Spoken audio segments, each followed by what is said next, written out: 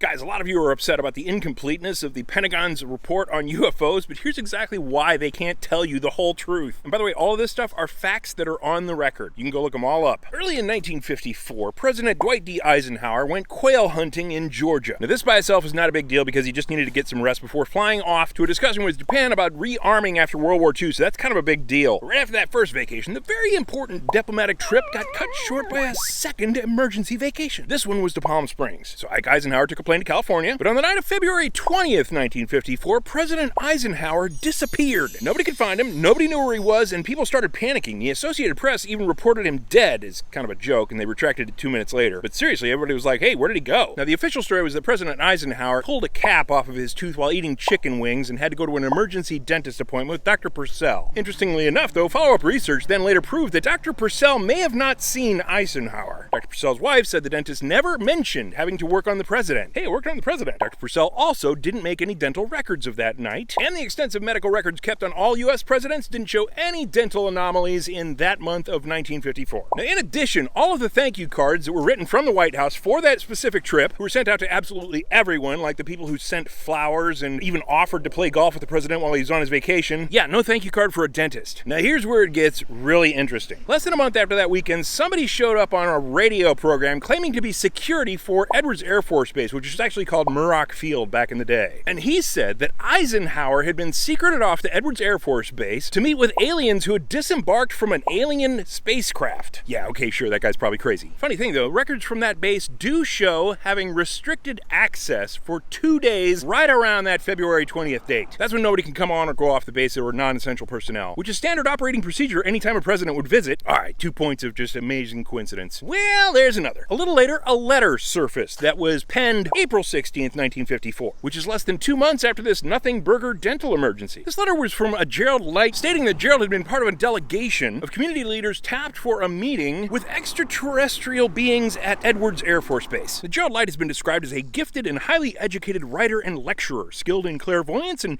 ancient consciousness technologies. According to him, during his long visit, he and the other delegates were shown 5 distinct extraterrestrial craft that the Air Force was studying, and that's when Eisenhower popped in. Now, some of the people Gerald Light reported being on the delegation with were Dr. Edwin Norris, who was President Truman's chief economic advisor. Truman was the president right before Eisenhower, and he had to deal with the 1952 UFOs over the White House flap that happened all summer. Look that up. Also present was Cardinal James Francis McIntyre, who was the local cardinal for the Roman Catholic Church in Los Angeles, whose writings and communications back to the Vatican were classified by the Catholic Church.